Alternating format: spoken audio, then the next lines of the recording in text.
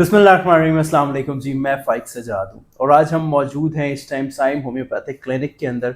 और हमारे साथ रावलपिंडी, इस्लामाबाद बल्कि पूरे पाकिस्तान की दो मारूफ शख्सियत स्पेशलिस्ट होम्योपैथिक डॉक्टर्स मौजूद हैं। डॉक्टर मोहम्मद सज्जाद खान जो कि किसी तारुफ के मोहताज नहीं है, टीवी रेडियो की रेनाउंड पर्सनालिटी हैं।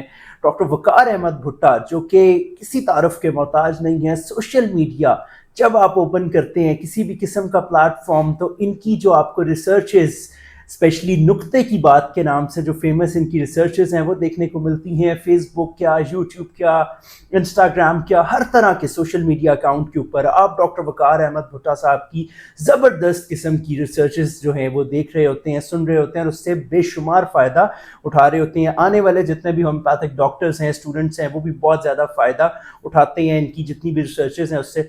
तो मज़ीद इनसे पूछते हैं और इनसे बात करते हैं। तो पहले हम बात करेंगे डॉक्टर वक़ार अहमद भुट्टा साहब से। अस्सलाम वालेकुम सर। बहुत शुक्रिया। कैसे हैं सर आप? ठीक हैं? अल्लाह का शुक्र, अल्लाह का शुक्र। सर, ईद कुर्बान जो है आने वाली है 1 से 2 दिन के अंदर। तो जितने भी गुर्दों के मरीज़ हैं, यूरिक एसिड के, ब्लड प्रेशर के, जब गोश्त देखते हैं तो टूट पड़ते हैं। तो क्या पैगाम देंगे कि एक नॉर्मल इंसान को और एक जो गुर्दों के अमराज में या यूरिक एसिड के अमराज में, जिगर के अमराज में मुब्तला इंसान है, उसको कितना गोश्त खाना चाहिए? देखें, पहली बात तो ये है कि जो लोग गुर्दों के मरीज़ होते हैं या जिनका यूरिक एसिड का मसला होता है, तो उनको ज़ाहिर है अगर उनका पहले ही मसला चल रहा है तो उनको ज़ाहिर है गोश्त का इस्तेमाल कम करना चाहिए। बिलखसूस ये है कि पहली बात तो ये है कि ये बात अलग है कि कुर्बानी का गोश्त इतना ज़्यादा नुकसान नहीं करता, लेकिन फिर भी उनको चाहिए कि अपनी बीमारी की कैफियत के मुताबिक कम से कम गोश्त खाएं और दिन के वक्त खाएं, रात को ना खाएं। पहली बात तो ये हुई। दूसरी बात ये है कि वो ज़रूर कोशिश करें कि मटन का यानी बकरे का गोश्त थोड़ा बहुत इस्तेमाल कर सकते हैं। ज़ाहिर है जिन लोगों को गुर्दे का मसला होता है उनको प्रोटीन का भी मसला होता है, तो पहले ही बॉडी में प्रोटीन ज़्यादा है तो और अगर हम प्रोटीन लेंगे तो मसला पैदा हो जाएगा।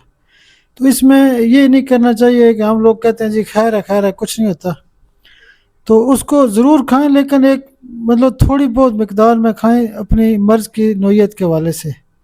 तो इससे ज़ाहिर है कि फिर यूरिक एसिड और प्रोटीन बढ़ने का ख़तरा होता है, नुकसान हो सकता है। एहतियात लाजमी है।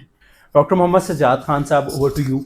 सर, कैसे मिजाज हैं आपके? बिल्कुल ठीक ठाक। सर, क्या कहेंगे? लोग टूट पड़ते हैं गोश्त देख के, एबनॉर्मल सा बिहेवियर शुरू हो जाता है। मतलब जिगर के भी मरीज अपना कोई ख्याल नहीं कर रहे, जिनको किडनीज का इशू है और उनका क्रिएटिनिन लेवल आप देखें 200 प्लस है, लेकिन फिर भी जब गोश्त आ रहा है तो आउट ऑफ कंट्रोल हो रहे हैं, पहली और आखिरी दफ़ा समझ के खा रहे हैं। तो क्या कहना चाहेंगे? थैंक यू वेरी मच फ़ाइक, बड़ा अच्छा क्वेश्चन है आपका। बेसिकली गोश्त जो है ये एक मुकम्मल ग़ज़ा है और इसमें प्रोटीन भी है, आयरन भी है, विटामिन ए भी है, सारी चीज़ें जो हैं इसमें पाई जाती हैं। और ऐसे अफराद के जो यूरिक एसिड में मुब्तला हैं उनके लिए बड़ा गोश्त जो है वो हार्मफुल होता है। ईद कुर्बान का गोश्त जो है वो मैं थोड़ा सा परमिशन कर देता हूँ पेशेंट्स को कि वो 3 दिनों में जो है वो थोड़ा बहुत जो है वो गोश्त खा सकते हैं। यूएसए की जो कैंसर रिसर्च रिपोर्ट के मुताबिक जो है वो आधा किलो गोश्त रेकमेंड किया गया है कि पर वीक के हिसाब से आप खा सकते हैं। अब जैसे कि फ़ाइक ने पूछा कि लोग टूट पड़ते हैं, तो वाकई ऐसे ही होता है, क्योंकि गोश्त महंगा ही बहुत हो गया है। तो उन लोगों को जब ईद पे गोश्त मिलता है तो वो बेतहाशा गोश्त खाते हैं, जिससे कि गर्मी में भी ईद आ रही है, इससे ब्लॉटिंग, डायरिया, वॉमिटिंग वगैरह जो है वो होने के चांसेस होते हैं।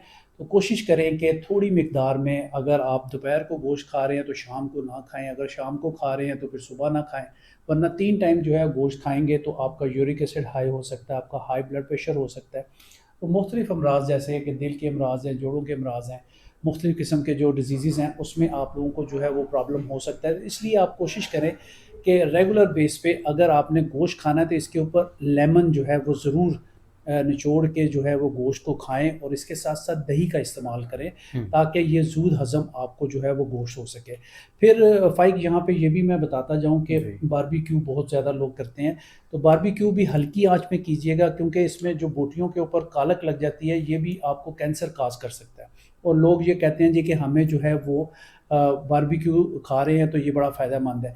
उसमें होता यूँ है कि ऊपर से गोश्त जो है वो पक जाता है और अंदर से गोश्त कच्चा रहता है, तो वो भी आपको मुख्तलिफ़ किस्म के नुकसानात जो है वो आ सकते हैं। कोशिश करें कि हल्की आंच में गोश्त को पकाएं, या बारबेक्यू भी करें तो इसको भी हल्की आंच में करें ताकि अंदर तक गोश्त जो है वो पक जाए, तो इससे फिर लोगों को जो है वो बीमारी नहीं बिल्कुल होगी। ठीक। तो इसमें ये है कि कॉम्प्लिकेशन जो हैं वो ना हो सके। तो भुट्टा साहब भी हमारे साथ मौजूद हैं। भुट्टा साहब, लोग जो है वो गोश्त 6-6 महीने फ्रिज में स्टॉक कर लेते हैं, इसके बारे में बताएं कि न्यूट्रिशन वैल्यू तो सुना है 15-20 दिन महीने में ख़त्म हो जाती है और लाइट भी बहुत जाती है। लेकिन कोई चीज़ भी है, देखें कोई चीज़ भी है उसका फ्रेश की फ़ायदा होता है।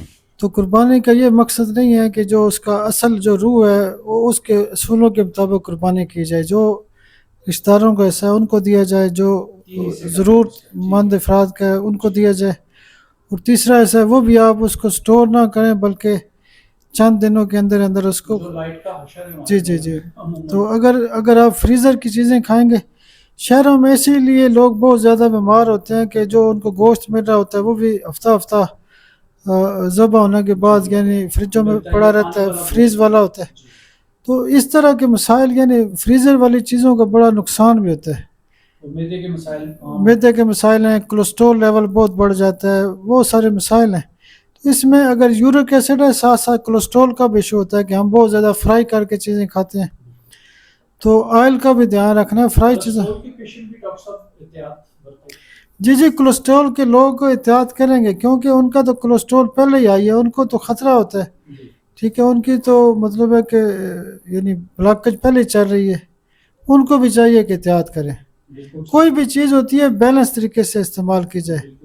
हम क्या करते हैं कि गैर ज़रूरी चीज़ों का, ठीक है, कोल्ड ड्रिंक्स पीते हैं बहुत ज़्यादा, यानी कोल्ड ड्रिंक्स का ये है कि ये मतलब लो ग्रेड की बहुत ज़्यादा है, यानी क्वालिटी प्रोडक्ट्स नहीं है।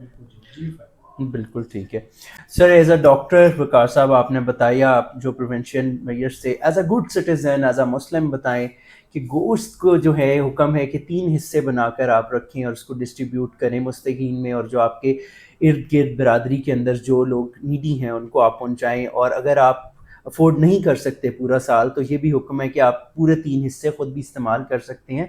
एक तो हमें ये बताएं कि इसके बारे में क्या मैसेज देना चाहेंगे कि डिस्ट्रीब्यूट करके गोश्त को खाना चाहिए या उसको फ्रीज़र में स्टोर कर लें और उसको लॉन्ग टाइम तक यूज़ करें। फाइक साहब बहुत शुक्रिया, बड़ा ज़बरदस्त क्वेश्चन है आपका। बेसिकली होना ये चाहिए कि उसके बाकायदा तौर पे 3 हिस्से हों।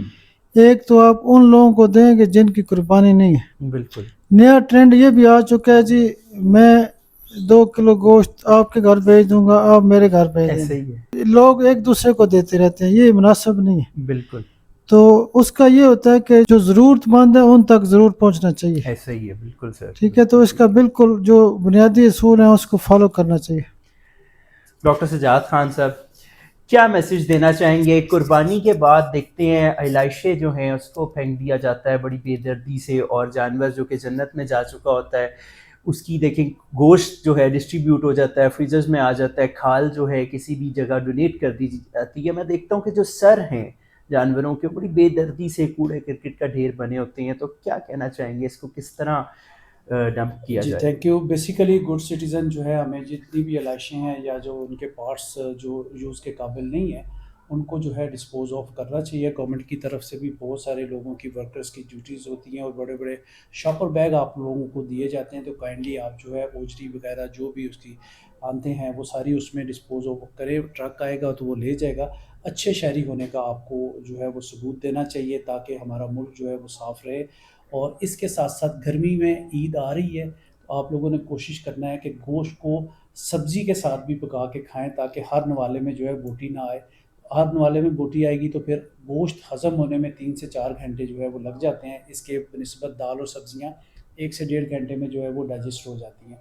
तो इसके साथ साथ जिन लोगों को आयरन नहीं सूट करता वो गोश्त खाने के 1 घंटे के बाद चाय, कॉफ़ी या कहवा जो है वो पी सकते हैं। उसकी वजह से, इन तीनों चीज़ें पीने की वजह से, इनमें से कोई भी आप पी सकते हैं, आयरन की बाइंडिंग हो जाएगी और आपको साइड इफ़ेक्ट नहीं आएंगे।